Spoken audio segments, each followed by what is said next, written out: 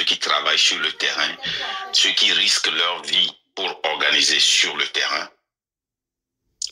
Je salue tous ceux qui sont dans l'ombre, qui travaillent dans l'ombre pour que nous soyons totalement prêts. Merci beaucoup.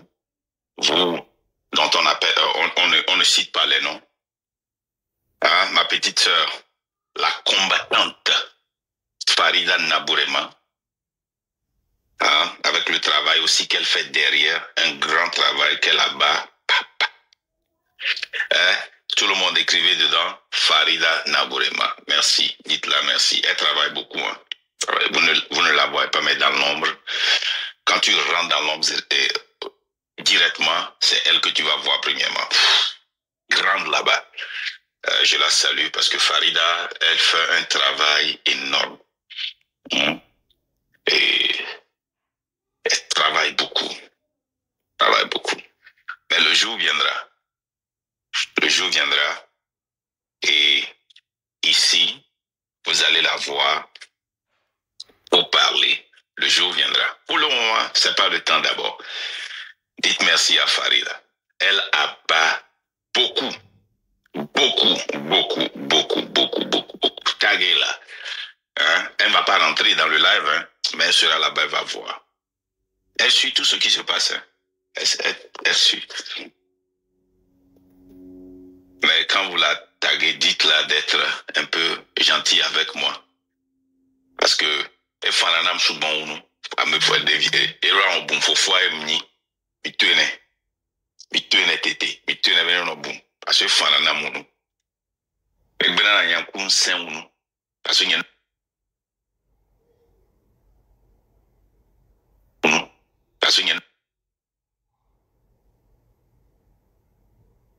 dites merci à Farida.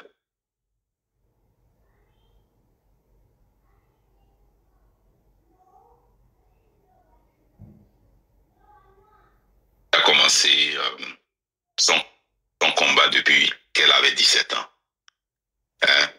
Elle n'a pas besoin de faire ce combat. Elle n'a pas besoin de sacrifier sa famille comme moi pour faire cette lutte-là. Il y a les relations avec sa famille pour faire ceci pour vous. Donc,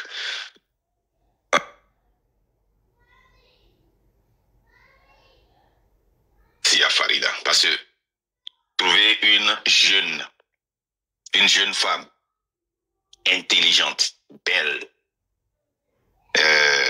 indépendante, qui sacrifie son temps pour des trucs comme ça, c'est difficile de trouver. On va bon. Parce que la majorité de ceux qui sont comme Farida sont au pays là. Mais Glodo, Viria, on l'avait busy. Mais elle a sacrifié son temps. Et à mon collègue busy, moi, je ne vais jamais me lever ici et les accuser ou bien essayer de les adresser tant que nous n'avons pas une condition viable au Togo. Le jour où les conditions vont changer au Togo et que les femmes, les jeunes filles vont refuser de faire un travail ou bien là, j'aurai l'opportunité de me lever et d'accuser qui que ce soit. Mais pour le moment, je ne vais pas le faire. Je ne peux pas. Parce que les conditions au pays, je ne peux pas accuser qui que ce soit. Parce que moi aussi, quand j'étais dans ces conditions-là, je rentrais dans les champs des gens, je prenais les maïs. Je prenais les papayes, les mangues, les atokliko. Je prenais les alus des gens. Quand les gens viennent, les voitures venaient prendre les déchets, les alus des gens pour aller vendre et pour survivre. Donc je faisais des trucs.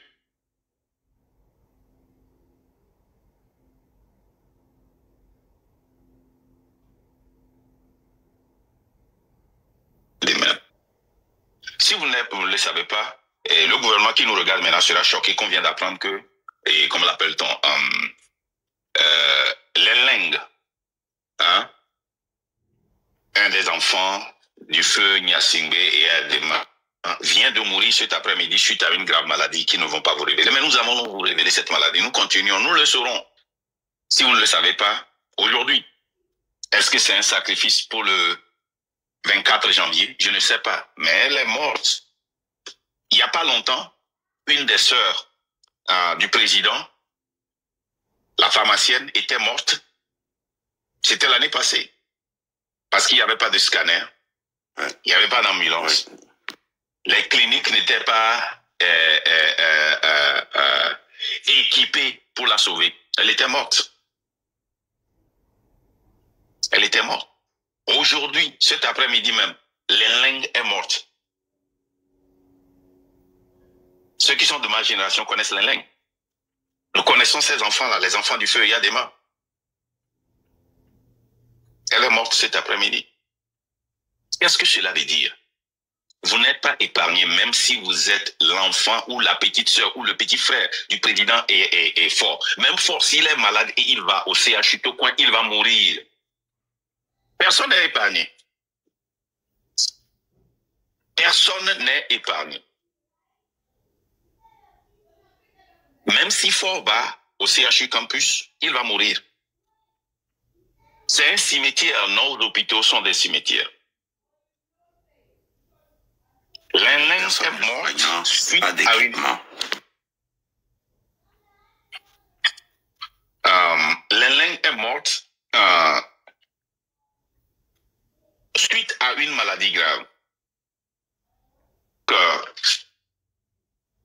Suite à une maladie, elle est morte aujourd'hui. C'est un témoignage de ce qui se passe au Togo. Que ce soit un sacrifice, que ce soit une morte, un décès, pardon, j'allais dire, suite à une maladie qu'on ne pouvait pas traiter. Si c'est peut-être parce qu'on ne pouvait pas l'évacuer à l'extérieur parce que son frère ne l'aime pas, nous ne savons pas. Mais nous savons qu'elle est morte. Normalement, dans un pays normal, ce n'est pas moi qui dois vous annoncer ça. C'est la présidence qui doit annoncer ça parce que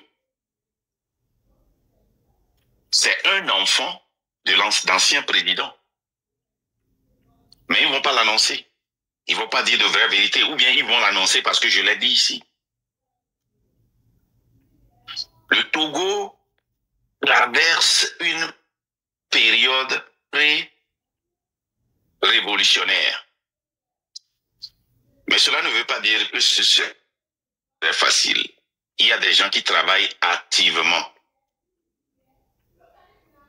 contre nous à cause de leur propre intérêt. C'est le cas de 2 avocats ici à Omaha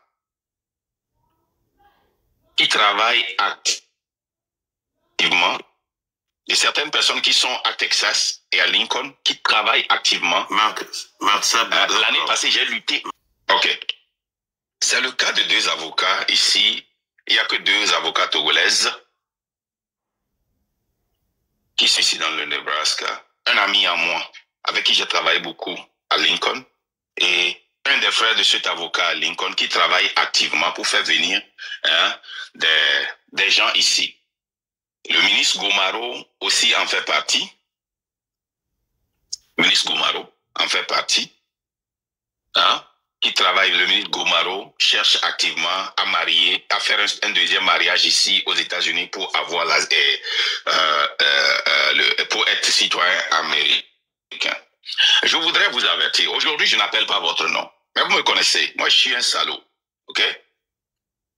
Le travail que vous faites derrière là, si ça continue, je vais vous appeler directement. Je vais donner vos noms directement. Nous sommes en train de lutter contre une dictature. Et moi, je le dis, tous ceux qui sont aux États-Unis, vous qui aidez à blanchir l'argent, il y a beaucoup de choses qu'on sait. On n'a pas encore notifié ARS. Si vous voulez faire ce combat-là, vous n'allez pas gagner ce combat-là si vous vous mettez devant le train. Votre calibre d'avocat, là, ça ne pèse pas. Ça ne pèse pas. Et les histoires que vous faites au pays, vous blanchissez l'argent, vous faites de faux papiers aux gens, de faux mariages aux gens pour leur faire venir ici. Si on ne dit rien, c'est parce qu'on se connaît. Mais quand vous allez vouloir vous mettre devant le train de la liberté, nous, on n'a pas de limite. C'est un avertissement. Les blanchissements d'argent, ce que vous déclarez, contre ce que vous prenez au pays. Les relations avec ces gens-là au pays-là. Okay? Je vous donne un avertissement direct. Si vous faites quelque chose qui va à l'encontre du train de la liberté, je vais faire un combat personnel avec vous. Je m'en fous des relations qu'on a. Mettez ça dans un cahier. Que ce soit un combat au niveau de la justice, au niveau de l'ARS, au niveau personnel, je suis prêt à faire ce combat avec vous. Vous avez essayé l'année passée, vous avez hébergé ces sanguinaires, ces dictateurs. Vous avez essayé de les amener ici, de les connecter avec les dirigeants ici. Pour amener les dirigeants de Nebraska pour aller créer quelque chose au Togo, pour amener des millions de dollars là-bas. Et ça a été un combat personnel pour moi dans l'ombre. Cette fois-ci, ce ne serait plus dans l'ombre. Ce serait visuel. Je ne suis pas seul dans ce combat ici dans le Nebraska. Parce que il y a plusieurs d'entre nous. Faites attention. Restez à l'écart. Je ne vais pas toucher à votre nourriture. Je ne vais pas toucher à tout ce que vous faites. Mais si vous rentrez dans ce combat du train de la liberté, certains d'entre vous pensent que parce que nous avons un républicain président, ça vous donne la carte blanche de faire ce que vous faites. Ce combat-là que nous faisons, nous sommes des cabris morts. Ce combat-là que nous faisons, il n'y a pas de limite. Il n'y a pas de limite. Donc je vous avertis publiquement, les deux avocates qui sont dans le Nebraska, mon ami qui est à Lincoln, et le frère de l'avocat qui est à Texas. Vous connaissez. C'est un indice. Faites attention. Restez à l'écart du train de la liberté. Parce que vous êtes en train de toucher massivement au train de la liberté. Et moi, il n'y aura pas ce cadeau-là. Parce qu'il y a trop de vies en danger. À cause de votre poche, à cause du blanchissement d'argent que vous faites, à cause de tout ce que vous faites là. Faites attention. Ok? Si je vous ai touché parce que vous êtes avocat, c'est que vous savez, je connais ce que je fais. Je sais ce que je fais. Et je vous attends. Que ce soit en justice ou partout. Vous n'avez pas ce calibre-là. Vous ne l'avez pas. Vous n'êtes pas proche de ce calibre. Donc je vous avertis directement. Prochainement, je vais vous donner votre nom. Je vais donner le nom, les noms. Faites attention.